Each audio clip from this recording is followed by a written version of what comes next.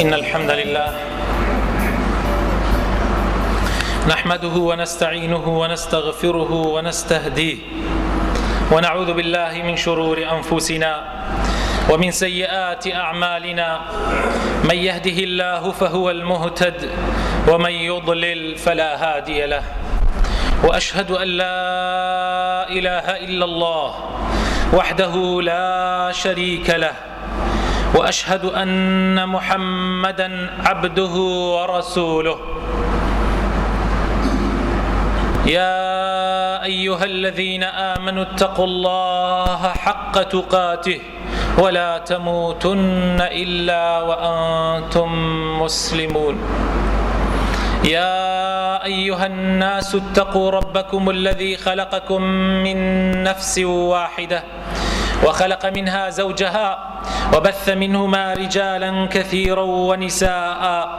واتقوا الله الذي تساءلون به والأرحام إن الله كان عليكم رقيبا يا أيها الذين آمنوا اتقوا الله وقولوا قولا سديدا يصلح لكم أعمالكم ويغفر لكم ذنوبكم ومن يطع الله ورسوله فقد فاز فوزا عظيما أما بعد فإن أصدق الكلام كتاب الله وخير الهدي هدي محمد صلى الله عليه وسلم وشر الأمور محدثاتها وكل محدثة بدعة وكل بدعة ضلالة وكل ضلالة في النار بڕێزانم دیارە خەڵکانێک پێش وتارەکە نەهاتبوون ئاگایان لە ئەوە نەبوو باسی ئەومان کرد کە بە هیچ شێوەیەک لە کاتی خوتبەی جمعە نابێ قسە بکرێ ئەو کەسانەی کە قسە ئەکەن لە دەرەوە مناڵ بێیا گەورە بە ئیشارات بێدەنگیان بکەن ئەگینا ئەگەر بێدەنگ نەبن دوای گوناحبارە بن زۆر ئەوان هاتون بۆ نوێژی جمعە و بۆ وتاری گوێگرتن لە وتاری جمعە نەک هاتون بۆ قسەکردن با یەک نیو سەعاتی دەممان بنێنە سەر یەک با نیم سەعات لە ژیانمانە لە هەفتەی جارێک نیم سەعات تەرخان بکەین بۆ ئەوەی بێدەنگ بین هەبەس گوێ بگرین بەڕێزانم خوای پەروەردگار کاتێک کە بوونەوەری خوڵقاندووە و کاتێک کە مرۆڤیشی کردوتە جێنشین لەسەر زەویە خوای پەروەردگار مرۆڤ یان نەوەی ئادەم عەلەیهی السەلام ئادەمیزاد خوای پەروەردگار کردی بە جێنشین و سەید و گەورەی ئەم کەونە ئادەمیزاد گەورەی کەونە گەورەی بوونەوەرە زۆربەی کاروبارەکانی ئەم بوونەوەرە بە تایبەتی لەسەر زەویە بەدەستی مرۆڤ سپێرراوە ئەمانەتەکە لە ئەستۆی مرۆڤایە لە ئەستۆی نەوەی ئادەمایە جا لەبەر ئەوەی ئادەم عەلەیهی السەلام لە خۆیەوە لە بیرچوونەوە دەستی پێکرد بۆیە ناوی نەوەکەیشی نرا ئینسان وەکو هەندێک ئەڵێن لە نسیانەکەی ئادەمەوە دەنگی یەگرت و ڕادیۆی گەرمیان ماڵی هەمیشە ئاوەدان فلم نجد له عزما بۆیە بەردەوام ئینسانەکان و مرۆڤەکان پێویستیان بەوە هەیە بێدارکەرەوە بێت ئاگاداریان کاتەوە ئەو شتانەیان یاد بخاتەوە کە خوا عەهد و پەیمانی لێ سەندن کاتێک لە پشتی باوکیان بوون و ئەوانیش هەمویان وتیان قال و بەلا هەمویان ئەو کاتە گانیان پیاناو کە خوا خاوەنیانە و خوا مشەرعە و خوا ئەبێت بەرنامەیان بۆ دابنا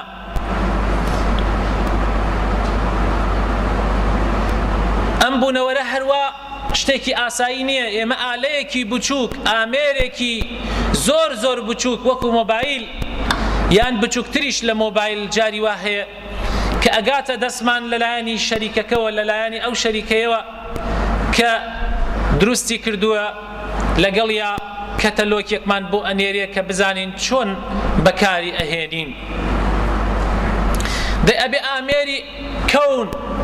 ئەگەر عیبارەتەکە دروست بێ پێویستی بەچی بێت؟ پێویستی بەچی بەرنامە و کەتەلۆکێک بێت بۆ ئەوەی ببرێ بەڕێوە، بۆ ئەوەی بە شێوازێ ببرێ بەڕێوە نەیسووتێنین و ئاگری تێبەر نەدەین. خۆشەویستەکانم، ئەم بوونەوەرە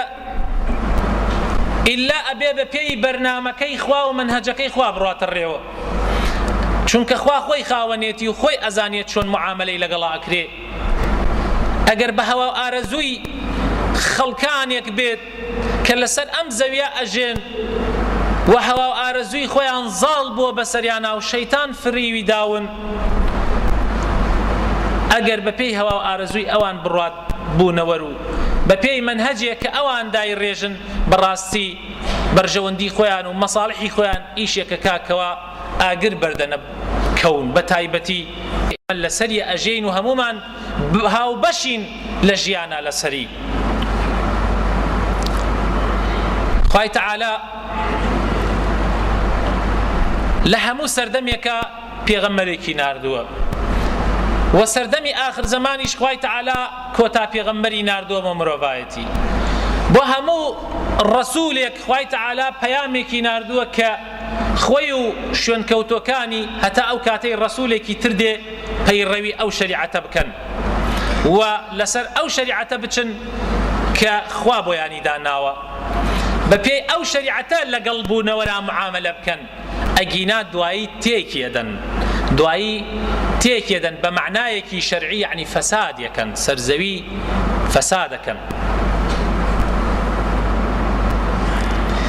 بۆ کۆتایی پێغەمبەرانیش خوای تەعالا پەیامێکی ناردووە کە پەیامێکە هەتا وەکو قیامەت ئەبێت خەڵکی پەیڕەوی بکەن و ڕەچاوی هەموو حاڵەت و هەموو شوێنەکانیشی تیا کراوە. ئەو پەیامەش قورئانە. بڕێزانم، پێویستە ئێمە لە دینەکەی خۆمان و لە ئاینەکەی خۆمان شارەزاییمان هەبێ. پێویستە بزانین چۆن معاملە لەگەڵ ئەم بوونەوەرە ئەکەین کە ئێمە لە ناوی ئەژین ئێستا، و خەڵکانێک کە شەیتان هەڵی خەڵەتاندون خەریکە بوونەوەر تێک ئەدەن. یەکێک لەو بوارانەی کە بەکار ئەهێنرێ بەڕاستی ئەمڕۆ بۆ تێکدانی بوونەوەر بەڕێزانم مەسئلەی ئافرەتە و کەید و فێڵی ئافرەت. پێغەمبەری خوا صلی الله علیه وسلم ئەفەرمێ فتنەی بەنی ئیسرائیل لە ئافرەتا بوو، فتنەی ئومەتی پێغەمبەریش صلی الله علیه وسلم ئەوان لە پارەیە، ئێمە لە ئافرەت و لە پارەیە، بە تایبەتی لە ئافرەتە. چونکە بە چاوی خۆمان ئەیبینین ئەمە معجزەیەکە لەو معجزانەی کە پێغەمبەر صلی الله علیه وسلم فەرموویەتی و ڕاستێتی ئەو پێغەمبەرە مەزنە دەرئەخات کە پێغەمبەری خوایە و لەلایەن پەروەردگارەوە هاتووە. تەماشاەکەی بەڕێزانم ئەمڕۆ ئافرەت چۆن بەکار ئەهێنرێت، بە تایبەتی ڕووتی ئافرەت و لاشەی ئافرەت چۆن کراوەتە کاڵایەک ئەمڕۆ بازرگانی و تجارەتی پێوە ئەکرێت لە دنیاە بۆ سەر لێشێواندنی نەوەی ئادەم. بەڕێزانم، خوای پەروەردگار لە قورئانی پیرۆزە ئەفەرمێ ئەعوذ بالله من الشیطان الرجیم، سورة أعراف آياتي 26: يا بني آدم قد أنزلنا عليكم لباسا يواري سوآتكم وريشا ولباس التقوى ذلك خير ذلك من آيات الله لعلهم يذكرون. خوای تعالى لو آيتاني لآيتكاني بيسكانا خوای تعالى بتفاصيل باسی مەسئلەی ئادەم و شەیطان ئەکات کە چۆن شەیطان قەراری داوە نەوەی ئادەم گومڕا بکا و سەریان لێ بشێوێنێ، و گەورەترین سلاحێک ئەگەر بڕۆن دوایی تەماشای ئەو ئاەتانە بکەن و هەندێک تەماشای تەفسیرەکانیشی بکەن، گەورەترین چەکی شەیطان کە قەراری داوە بەکاری بێنێ مەسئلەی پۆشاکە،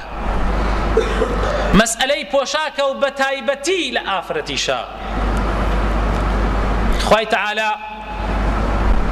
بني آدمی لە دوو ڕەگەز خوڵقاندووە، ڕەگەزێک نێر و ڕەگەزێک مێ، مەیەلانێکی دروست کردووە لە نێوان هەردوو لایە، بەتایبەتی لەناو نێرا بۆ مێ لەبەر ئەوەی ژیان زاوزێیی ژیان بەردەوامی ژیان لەسەر زەویە بەردەوام بێ ئەو مەیلانە کە هەیە بۆ مەبەستە خێرەکە بەکاربێت نەک بۆ مەبەستە شەڕەکە بۆ ئەوەی سەرزەوی ئاوەدان بێ بۆ ئەوەی نەوەی ئادەمیش بەردەوام بێ لەسەر زەویە پەرستنی خوا ئەنجام بدەن و بەندایەتی بۆ تاک و تەنیایی خوای پەروەردەگار بکەن بەڵام شەیطان قەراری داوە ئەمە تێک بدا شەیطان بڕیاری داوە ئەو نەوەی ئادەم هەندێکی بەکاربێنێ بۆ لەناوبردنی هەندێکی یا بۆ وێڵکردنی و گومڕاکردنی هەندێکی تری بۆیە خوای تەعالا فەرمێ ئەی نەوەی ئادەم ئێمە لیباسمان بۆ دابەزاندوون کەلوپەل و جلوبەرگمان بۆ دابەزاندوون بۆ ئەوەی عەورەت و شەرمێنگاکانتان داپۆشێ و هەروەها خوای تەعالا ئەو لیباسەی کردۆتە هۆکارێک بۆ خۆپاراستن لە گەرمایی خۆر و سەرمای زستانیش و هەروەها بۆ ئەوەی خەڵکیش خۆیان بپارێزن و لیباس و تەقوا بەو معنایە دێت کە لیباسێک بێت پۆشاکێک بێت بتان پارێزێ لە گەرمای هاوین و لە سەرمای زستان و ئەمجا بیشتان پارێزێ لە شەڕ و شروری یەکتری بەشەر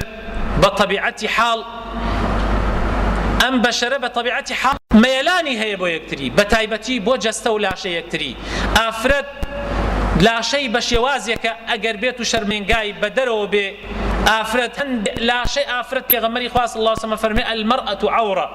هەموو جەستەی ئافرەت بەڕاستی سەرنجڕاکێشە و شەرمێنگایە بەرامبەر بە پیاو و هەندێک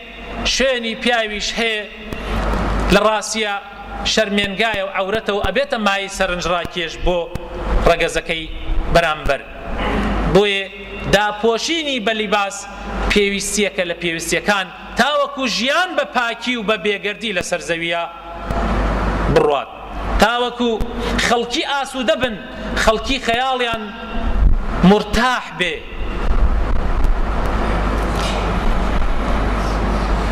بۆیە پێغەمبەری خوا صلی الله عليه وسلم ئەفەرمێ اللهم استر عوراتي وآمن روعاتي لە دوعایە بەردەوام پێغەمبەری خوا صلی الله عليه وسلم فەرموو خوای گیان ستری عورەتم بکە و عورەت و شەرمێنگام داپۆشە و لە ترس و خەوف بمان پارێزە خوای تەعالا فەرزی کردووە لەسەر نەوەی ئادەم بە تایبەتی ڕەگەزی مێکەوە لاشەیان داپۆشن و ئەمریشی کردووە بە موسڵمانان بەعام کەوا ئەو بەرپرسیارەتیە ئەو مەسئولیەتە بخەنە سەر ئەستۆی خۆیان ئیتر پیاو بێ و ئافرەت بێ ئەبێت محافەزە و پارێزگاری بکرێ لەو مەسئلەیە زۆر بەتوندیش شەریعەتی ئیسلام باسی ئەوەی کردووە و پێشی ئیسلامیش ئاینەکانی تر وەکو ئاینی جوولەکە و ئاینی مەسیحی و هەموو ئەو ئاینانەی تریش کە پێشتر هەبوون کە ئاینی خوایی بوون حتا پاش دەستکاریکردنیشی لەلایەن مرۆڤەکانەوە هەندێ دەقی تیاماوە کە ئیشارە و ئاماژە بۆ ئەو مەوزوعانە ئەکات وەکو لە تەوراتا هەیە و لە ئینجیلا هەیە کە ئەبێت ئافرەت داپۆشراو بێ لە قورئانەکەی خۆیشمانە خوای پەروەردگار ئەو قورئانەی کە خوا وعدی داوە بیپارێزێ و ئینا نحن نزلنا الذکر وئینا له لحافظون ئێمە خۆمان ئەم قورئانەمان دابەزاندووە و خۆیشمان بڕیاری پاراستنیمان داوە ئەفەرمێ خوای تەعالا لە سوورەتی ئەحزابە ئایەتی 59 خوای تەعالا ئەفەرمێ یا ئەیها النەبی گوێ بگرن براکانم ئەم وتارە بەڕاستی من پەلەی لێ ناکەم چونکە مەسئلەیەکی حەساسە و گرنگە بۆیە زۆر بە وردی عەرزی جەنابتانی ئەکەم یا ئەیها النەبی قل لأزواجك وبناتك ونساء المؤمنين يدنين عليهن من جلابيبهن ذلك أدنى أن يعرفن فلا يؤذين وكان الله غفورا رحيما ئەی پێغەمبەری خوا بڵێ بە کێ بڵێ پێغەمبەری خوا بڵێ بە خێزانەکانت کە پاکترین ئافرەتانی سەرزەوی بوون کە پاکترین ئافرەتانی سەرزەوی خێزانەکانی پێغەمبەر بوون صلی الله عليه وسلم و بەردەوامیش ژیانیان ئەغڵب لە ماڵا ئەبردە سەر بۆ ئەوەی خەڵکیش بەهاتایان ئەوان مامۆستای ئافرەتان بوون دەی خوای تەعالا بە پێغەمبەر ئەفەرمێ بڵێ بە خێزانەکانت بڵێ بە کچەکانت و بەناتیکە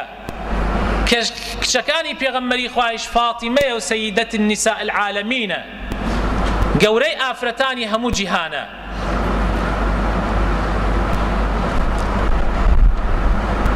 زەینەبە و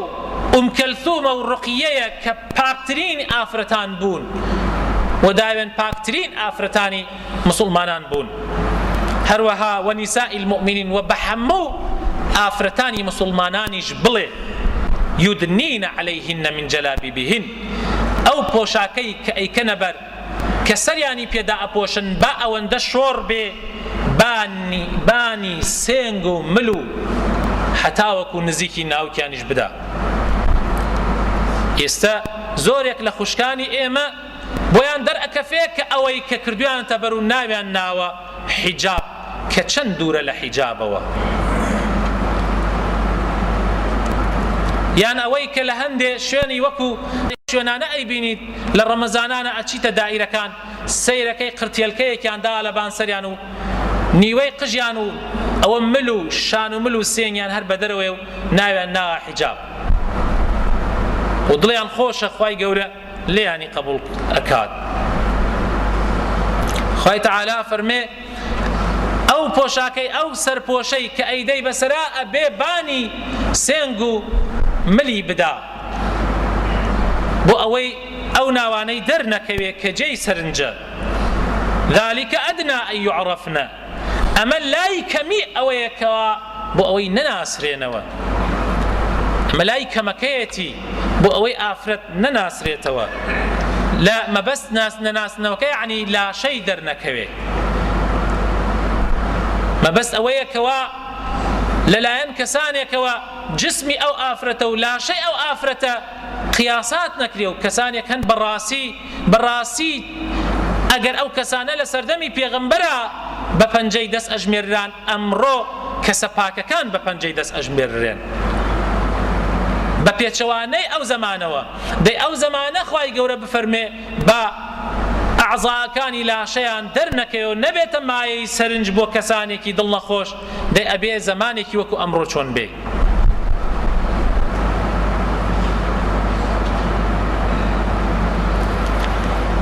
هەروەها خوای تەعالا ئەفەرمێ وقل للمؤمنات يغضضن من أبصارهن ويحفظن فروجهن ولا يبدين زينتهن إلا ما ظهر منها وبإيمان داران بلي ئافرەتانی ئیمانداران للمؤمنات چاوی خۆیان داپۆشن چاوی خۆیان داپۆشن لە ئاستی نامەحرەم نەکوەکو ئەو ئافرەتانەی خۆمان کەوا ئێستا لە ناو کۆڵانەکانە دانیشتون و زاق چاو ئەبڕنە ناو چاوی پیاوان و وا ئەزانن سەیر نەکردن بەس لەلایەنی پیاوەیە حرامە بۆ ژن و ئەگەر پیاوێکیش تۆزێک چاوێ بەرز کاتەوە یان بەلا چاوێک سەیرێک بکە باسێکن ئەڵێنا ئەو پیاوە چەند چاوی لەفزە ناشرینەکە بەکار ئەهێنن بەڵام من لەفزێکی تر بەکار ئەهێنم چەند چاوی پیسە چۆن سەیرمان ئەکا ئەی باشە هەی چاو پاک ئەی خۆت چۆن زانیت ئەو وە چاوە سەیری تۆکە معنای وایە خۆت لە ئەسڵا ئەو چاو پیسەی خۆت لە ئەسڵا سەری مشکیلەکەی کاتێک کە بەبێ حیا و بەبێ شەرم تەماشا ئەەکەی زاق تەماشای ناوچاوانیەکەی ئەویش چاوێک جارجار ئاوا هەڵ ئەهێنێن لە نەزانی نابێیان بەزانینەوە بێ تۆ لە ناو خەڵکا باسیەکەیت و بۆ سومعەت شکاندنی بەڵام ئەو خەڵکەیش نەزانن کاتێ پێت ناڵێن ئەی تۆ چۆن ئەوت دی سەیرتەکە ويحفظن فروجهن وأبيت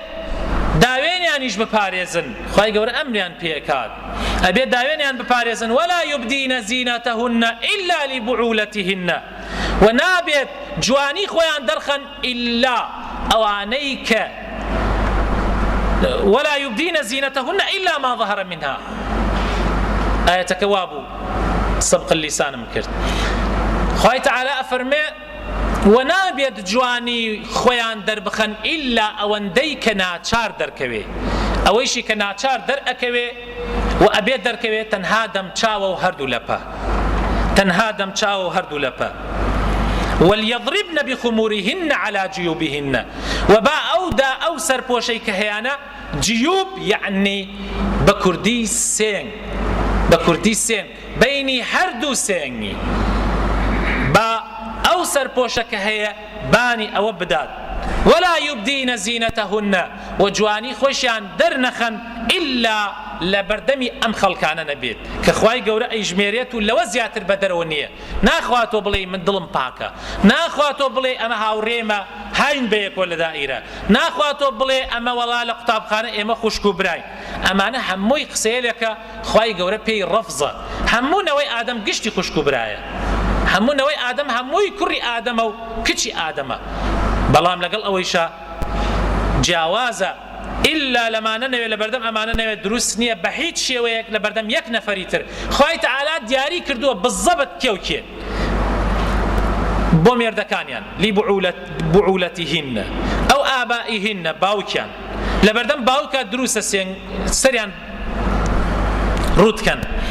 لبردم ميرديانا لبردم باوكي ميردكانيانا باوكي ميردكانيانا يعني خزور أو أبنائهن لبردم منالكانيانا كركانيانا أو أبناء بعولتهن يان كري بياوكانيان يعني أم جني دوهمو شي كردوتا بياويك منالي تري هيا كري أو بياويشة دروستا تو أوانيش كري تون دروستا لبردم يانا سرودكي أو إخوانهن يا برا أو بني إخوانهن يا كري برا يعني برازا أو بني أخواتهن يا كري خشك يعني خشكزا أو نسائهن يان لبردم هنديك لآفرتانا كدروست آفرت لبردم هندي آفرتا سرودكا همو آفرتكيش للراسيات دروست نية لبردم يا سرودكي لوانية تعجبتان بيبو لبر أوي چونك زوريك لآفرتان الرونو وصي لا شو جستي آفرتكي ترأكن بو ميردكانيان هندي آفرت هي كدليان نخوشو كنفسيان زور نزمة وصفكان أجرنو بوكي وصفكان أجرنو بو ميردكانيان كوصفكان جرايوا لم دلي ميردكانيان اشتيك برح درحق بو آفرتان دروس أبي أو ما ملكت أيمانهن يا لبردم أو عبداني كأمان بباري خوان كريانيانا وعبدي أوان لناو مالا دروست أوكو كري خوانيان بيتي أو التابعين غير أولي الإربة من الرجال أو الطفل الذين لم يظهروا على عورات النساء ولا يضربن بأرجلهن يا أو كساني كوا لمالا تيكليكي وادرز بوا إيشوكار وكبون منالي بردست يان كسانيك كهاتشو أكن منالنو نجيش نتتمنيك براسي عورتي آفرت بزانن يعني بون منلا دصالان بخوار تربي دنگي يقرتو رادوي گرميان أمجا خواهي تعالى أفرمي ونابي هناسيك بوجيان ونابي سروكيك وجيان بي دنگي كيلي وبي كواسر انجي بياوان راب كيشي أو قابي كأمرو زوربي آفرتان أي كان بيان كريئكن تقو بوقي بايانتي أو تقو بوقا أبيتا ماي أوي كوا سرنجي بياوان بولاي خويان راب كيشن ليعلم ما يخفين من زينتهن يا هنديك لكاتي خويا حجيلو أمانة بو كأن كده باو أيان دالي يكتري ينزريكي ليو أهات دنيكي در أكرد سرنجي بياواني رائكيشا تابزانا أو آفرتانا زينتيان شونا وتوبوا إلى الله جميعا أي أو كساني كتا يستا أمتان جيبجينا كردي بشيمان ببنوا بولاي خواي تعالى باخواي قور الليتان خوش بي لعلكم تفلحون أجينا قد سرفراز نابن بخوا ئەگینا ئەگەر تۆبە نەکەن قەت سەرفراز نابن خوای گەورەیش لێتان تووڕە ئەبێ خوای تەعالایش بەرەکەت لە هیچ شتێکتانە نایەڵێ ئەمجا خوای تەعالا لە سوورەتی ئەحزاب ئاەتی 33 ئەفەرمێ وەقەرنە فی بویوتیکن ولا تبرجن تبرج الجاهلیة الأولى ئەفەرمێ ئافرەت لە حاڵەتێکی زۆر پێویستانە بێ وەکو کە ئیشێکی زۆر پێویست دروست نییە ئافرەت زۆر دەشت و دەربکا و دروستیش نییە کاتێکیش ئەڕواتە دەربۆ ئیشێکی خۆی و زەرورەتێکی خۆی بۆ نمونەوەکو بۆ نمونە لە مستەشفایەکە یان لەوەکو لە قوتابخانەیەکە مامۆستایە و لەو دائیرانە ئیشەکات بۆ زەرورەت ئەبێت لەو کاتەیشا خۆی داپۆشینێک کەوا تەبەڕوجی تیا نەمێنێ بە هیچ شێوەیەک نابێ خۆی بڕازێنێت ئەو پەڕی خۆ ڕازاندنەوە و بچێتە بەردەمی خەڵکی تر نازانم من تەنها لەیرە پێش ئەوەی لە ئەفتەکەی ترا بچمە سەر بەشی دووەمی بابەتەکەمان ئەوەندە عەرزی جەنابتان ئەەکەم ئافرەتانمان بۆ خۆیان بڕازێننەوە بۆ دەرەوە ئیشیان چیە و مەبەستیان چییە من ئەو پرسیارە ئەەکەم بۆ سعاتێک تا 2 سعات ئەو لەبەر ئاوێنە دانیشتووە و جوانترین کەلپەلی سەرنجڕاکێش و چی بۆنێکەوە پیاوان سەرخۆش ئەکات ئەوان ئەیدەن لە خۆیان و جوانترین شێوە خۆیان ئەڕازێنەوە دەرئەچن لە ماڵ بە مەبەستی چی و بۆچی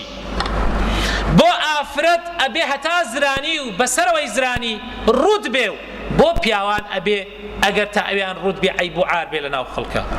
ئەمە پرسیارێکە هەمووی موئامەرات دەرئەخات ئەو پیلانانە دەرەخات کە دوژمنانی ئێمە ئەیکەن چەنەها ساڵە بۆ لە خشتە بردننی ئافرەتانمان مەبەست چییە بەس پرسیارێکە بۆ ئافرەتانمان ئایا بۆ تۆ خۆی ڕازێنێتەوە ئەی مرد نەقەسەم بەخوا ئەگەر بۆ تۆ خۆی بڕازێنێتەوە لە ماڵا خۆی ئەڕازێنێتەوە کە لە ماڵە بە بەرگە بەو پۆشاکە پیازاوی و کە قەی لە دووکەڵ و بۆ ناخۆشەوە دێتە پیری تۆ بەڵام کە دەرئەچێ لە ماڵ وەکو ئەو پیاوە ئەڵێ کاتێک لە ماڵایە ئەڵێ قیرەدەتون فی البیوت وغەزال فی الشارع کاتێ لەسەر جەعدەکانە ێژی ئاسکە بەڵام کاتێک لە ماڵیشایە ئیتر خۆتان بڵێن چییە یعنی بەڕاستی ئەگەر بۆ پیاوەکان و مێردەکانی خۆیان بێ ئاوان بەڵام وان نییە مەوزوعەکە شەیطانە و بوونەتە حەبلی شەیطان و بوونەتە پەتی شەیطان بەڕاستی بۆ کۆت و زنجیرکردنی گەنجان و پیاوانی مسلمان جا ئەبێ ئاگادار بین هەر ئافرەتێک لە خوا ئەترسێ و هەر ئافرەتێک ترسی خوا لە ناو دڵیا هەیە ئەبێ ئاگای لە خۆی بێ و وریا بێت ئەم مەوزوعە مەوزوعێکی ئاسان نییە من لەم هەفتە بەس تەنها ئاەتەکانم عەرز کردن بۆ ئەوەی بە جوانی بزانن ئەو مەوزوعە چەند فەرزە و چەند گەورەیە ئینشاءالله لە هەفتەکانی تریشە ئەڕۆینە سەر بابەتەکە بە تەفسیلی بە جوانی عەرزانیەکەین تاوەکو بزانن گرنگی ئەم بابەتە تا چی حەدێکە داواکارم خوای پەروەردگار بۆ خاتر ناوە پیرۆزەکانی خۆی ڕەحمان پێ بکە هیدایەتمان بدە نوری ئیمان بخاتە دڵەکانمانەوە یا ڕەبی خوای ئێمە گوناح بارین تاوان بارین زوڵممان لە خۆمان کردووە یا رب العالمین خوای لێمان خۆش ببە یا ربی ئەوانەمان تا ئێستا گوناح بارن و تاوانیان کردووە ئێستەیش گەڕاونەتەوە و ڕۆژوو ئەگرن و پەشیمان بوونەتەوە یا ربی دامەزراومان بکەی یا رب العالمین یا ربی دامەزراویان بکەی لەسەر دینداریەتی لەسەر ئیسلامەتی یا ربی خوای عیبادەت و تاعاتەکانمان بەس تەنها مانگی ڕەمەزان نەبێ و پاش مانگی ڕەمەزان ئیتر خوا حافیزی لە دینداریەتی و لە خواپەرستی بکەن یا ربی وانە بێ یا رب العالمین خوای بخاتر ناو پیرۆزەکانی خۆت ڕەحم بە مردوەکانمان بکە یا رب العالمین یا ربی ڕەحم بە مردوەکانمان بکە یا رب العالمین شیفای نەخۆشەکانمان بدە یا ربی خوای بە تایبەتی ئەو نەخۆشانەی کە داوای دوعای خێریان لێ کردوین یا ربی خوای یا شافی شیفایان بدەی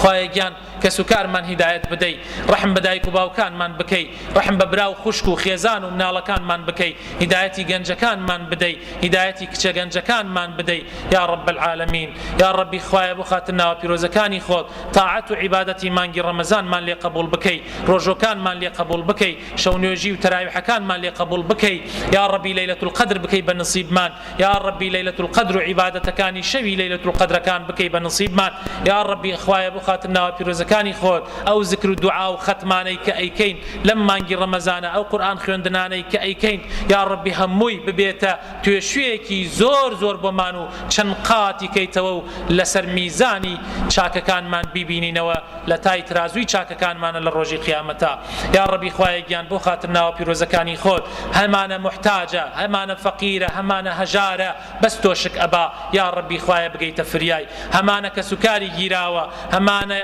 ئێستا بێوەژنە و هە لە حاڵەتێکی زەحمەتە مناڵە و یەتیمە و کەس نییە یا ڕەبی سەرپەرشتێکی جوانی بکە یا ڕەبی خوایە بگەیتە فریایانە و ڕەحمیان پێ بکەی یا ڕەبی خوایە گیان ئەوانەمان گەنجن و حەز لە خێزان ئەکەن خێزانی باشیان بەنسیب بکەی ئەوانەشمان کە کچن و حەز لە شوو ئەکەن یا ڕەبی مێردی باش و هاوسەری باشیان بەنسیب بکەی یا ڕەبی خوایە گیان پرۆسەی هاوسەرگەری زیاو بکە لە وڵاتی ئێمە بۆ ئەوەی فەساد کەم بکاتەوە یا ڕەب العالەمین یا ڕەبی خوایە کاربەدەستانی ئەم وڵاتە ساڵح و دادپەروەر بکە یا ڕەبی کاربەدەستانمان دادپەروەر بکە یا ڕەبی ئەگەر ئەوان باش بن و چاک بن یا ڕەبی هەموو ملت باش ئەبێ یا ڕەبی باشتریان کە و وایان پێ بکە پەیڕەوی شەریعەتەکەی تۆ بکەن یا ڕەب العالەمین خوایە بۆ خاتر ناوە پیرۆزەکانی خۆت بۆ خاتر ئیسمی عەظەمی خۆت ئەم دەم چاوانە و ئەوەیشی گوێی لە موتارەیە و هەموو مسلمانان لە ئاگری جەهەنەم بمان پارێزە